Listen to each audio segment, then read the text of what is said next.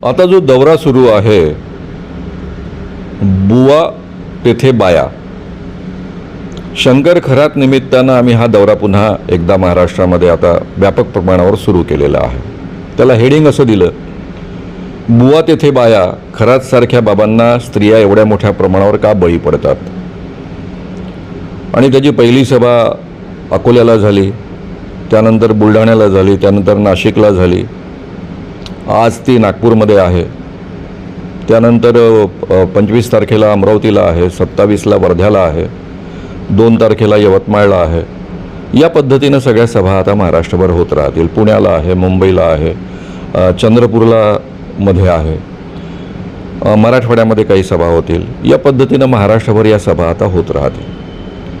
खरात बाबा प्रकरणामध्ये अतिशय मोठ्या प्रमाणावर मीडियाने जे काम केलं त्यामुळे एक जागरूकता निर्माण झालेली आहे. लोकांच्या मनामध्ये प्रचंड उत्सुकता निर्माण झालेली आहे. त्यानिमित्तानं अशा पद्धतीचं प्रबोधन करणं फार गरजेचं आहे. या निमित्तानं पोलिसही मोठ्या प्रमाणावर अशा पद्धतीच्या केसेस दाखल करू लागलेले आहेत आणि त्यामुळे या वातावरणाला अधिक चांगल्या पद्धतीनं प्रबोधन करण्याचं निमित्त साधून ताकदवान बनवण्याचा हा प्रयत्न आहे, जेणेकरून पोलिसही अधिक चांगल्या पद्धतीने ॲक्शन्स घेतील. कारण महाराष्ट्रातलं पोलीस गेले 11 वर्ष हा कायदा राबवत नव्हतं. हा कायदा जवळपास त्यांनी कागदामध्ये गुंडाळून ठेवलेला होता. साध्या एखाद्या नगरसेवकांनी BJPच्या किंवा कॉर्पोरेटरनी जरी पोलिसांना फोन केला तरी पोलीस FIR दाखल करत नसत. या पद्धतीचं वातावरण महाराष्ट्रामध्ये निर्माण झालेलं आहे या सरकारच्या काळामध्ये. आणि म्हणून खरात या प्रकरणामध्ये महाराष्ट्र सरकारनं SIT नेमली, तेजस्विनी सातपुतेसारख्या अधिकाऱ्यांकडे ही जबाबदारी सोपवली. कर्णिकांनी, कमिशनर जे आहेत नाशिकचे, त्यांनी अतिशय चांगल्या पद्धतीनं काम केलं. FIR दाखल झालेत 10, त्यानंतर आणखी FIR दाखल होत आहेत. हे सगळं जे काम झालं ते अर्थातच मुख्यमंत्री देवेंद्र फडणवीस, गृहमंत्री यांच्या सल्ल्यानेच झालेलं आहे. त्याशिवाय पोलीस या पद्धतीनं ॲक्शन घेणं शक्य नाही. आणि म्हणून महाराष्ट्र पोलिसांचं, गृहमंत्र्यांचं मी मनापासून जाहीर अभिनंदनसुद्धा याकरता केलेलं आहे. आता या पद्धतीचं हे जे वातावरण सुरू झालेलं आहे त्यानिमित्तानं लोकांमधल्या या सगळ्या निर्माण झालेल्या प्रश्नांची उत्तरं त्यांच्यापर्यंत पोहोचावी. कारण अनेकांनी काही वेगळ्या पद्धतीचे आरोप केले. जसं काही स्त्री नेत्यांनी असं म्हटलं की या स्त्रियाही तेवढ्याच जबाबदार आहे. खरं म्हणजे त्यांच्यावर खटले दाखल करायला पाहिजे ज्या स्वतः बळी पडलेल्या आहेत. त्यांना काय एवढी अक्कल नाही आहे का? त्यांना काय एवढं कळत नाही आहे का? म्हणजे ह्या स्त्रिया का बळी पडतात याची कारणच आपल्याला कळत नाही आहे आणि आपल्यापर्यंत त्याची माहिती नाही आहे असा त्याचा अर्थ होतो. दुसऱ्या बाजूनं काही लोकांचं म्हणणं असं की ह्या बिचाऱ्या स्त्रिया बळी पडल्या.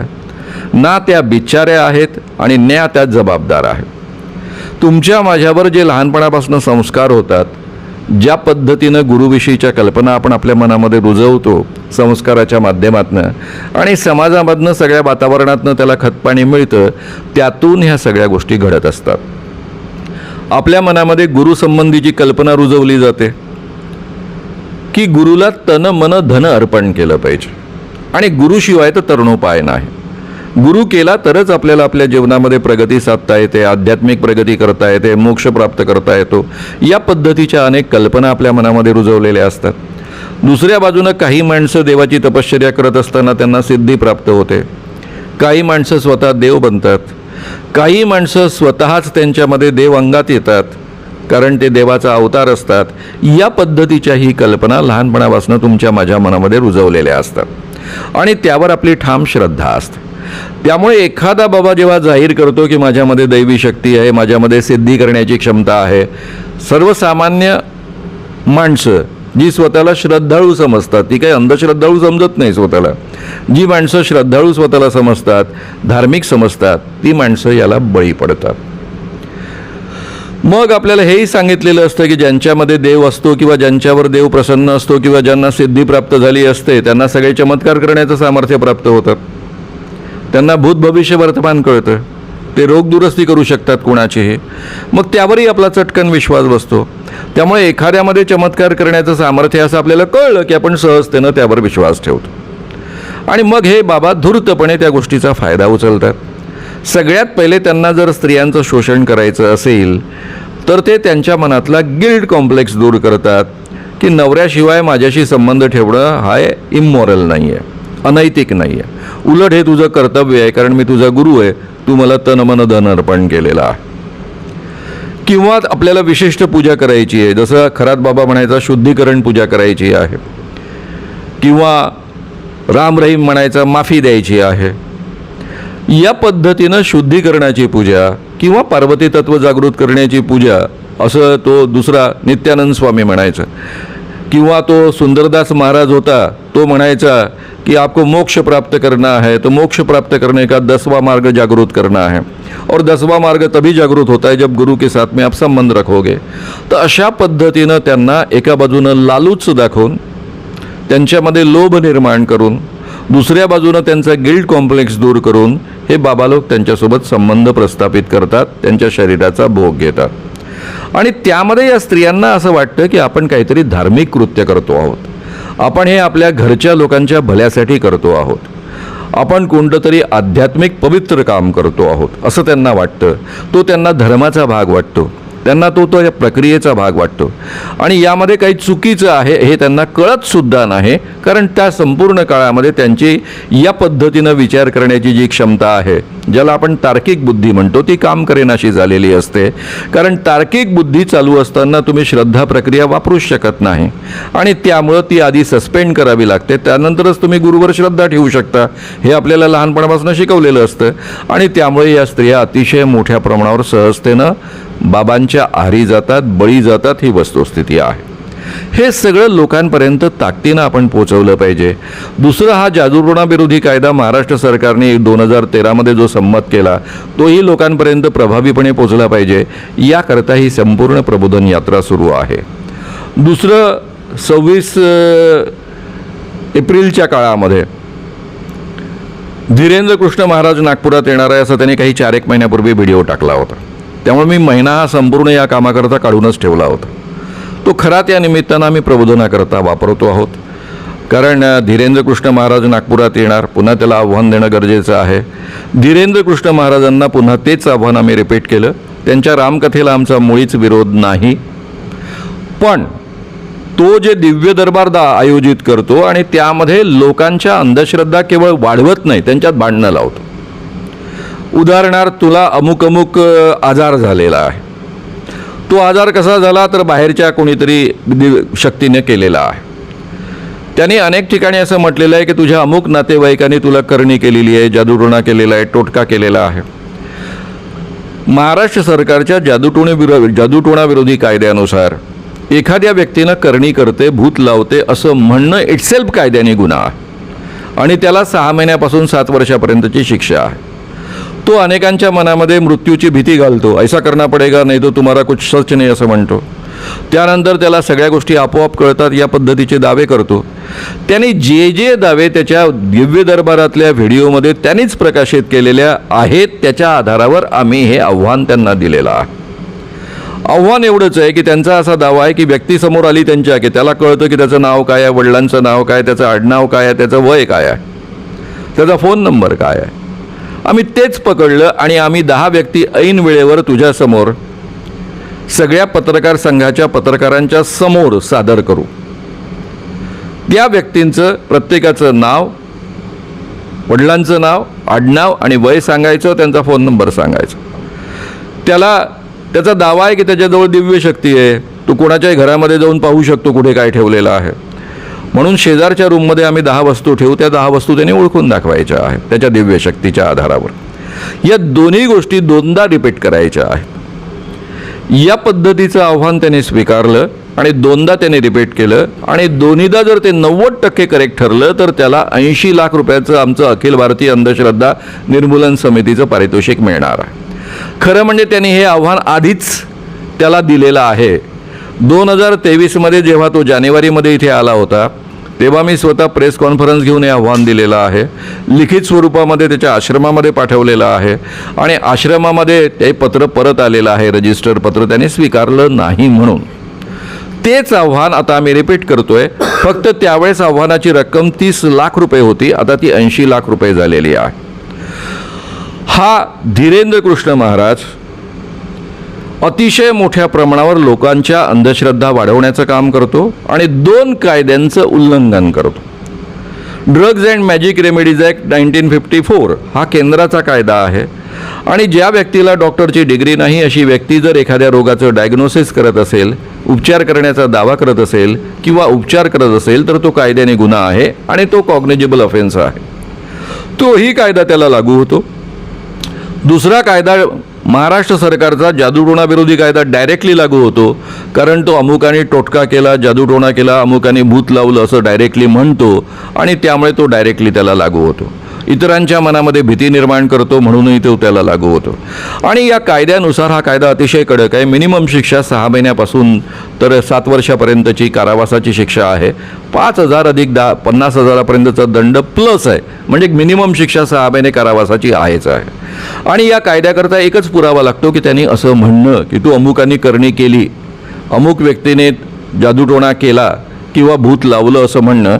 आणि याचे तर अनेक पुरावे त्याच्या व्हिडिओमध्ये उपलब्ध आहेत, जे त्याच्या दिव्य दरबारामध्ये त्याच्या संस्थेनं शूट केलेले आहेत. या संबंधीची तक्रार 2023मध्ये मी स्वतः महाराष्ट्र सरकारच्या जादूटोणा विरोधी कायदा प्रचार प्रसार अंमलबजावणी समितीच्या माध्यमातून केली, लेटरहेडवर केली. मी त्या कमिटीचा सहअध्यक्ष या नात्यानं केली. पोलीस कमिशनर अमितेश कुमार नागपूरचे त्यावेळेसचे, त्यांना हे सगळे दोन्ही कायद्यांच्या प्रती दिल्या. कायद्यांमधले कोणकोणते मुद्दे का लागू होतात हे सगळं विस्तारानं त्यांच्या पुढ्यामध्ये मी मांडलं. 8 दिवसानंतर त्यांनी प्रेस कॉन्फरन्स घेऊन सांगितलं आणि मला लेखी पत्र दिलं की आम्ही अभ्यास केला आणि अभ्यास केल्यानंतर आमच्या लक्षात आलं की हा कायदा लागू होत नाही. ते कोणाला सांगतायत कायदा लागू होत नाही? ज्यांनी कायद्यामधला प्रत्येक शब्द फायनल केला तो मी. ज्याने महाराष्ट्रामधल्या मंत्रिमंडळाला या कायद्यातले सगळे बारकावे नीट त्यांच्यापर्यंत पोहोचवले, त्यांना कन्व्हिन्स केलं. विरोधी पक्षनेते शिवसेनेचे उद्धवजी ठाकरे यांना कन्व्हिन्स केलं, त्यांनी या कायद्याला संमती दिली. त्यावेळेस देवेंद्र फडणवीस हे BJPचे अध्यक्ष होते, त्यांना नीटपणे हे सगळं त्यांच्यापर्यंत पोहोचवलं, प्रत्येक बारकावा पोहोचवला, ते कन्व्हिन्स झाले आणि एकमतानं 2013 डिसेंबरमध्ये हा कायदा संमत झालेला आहे.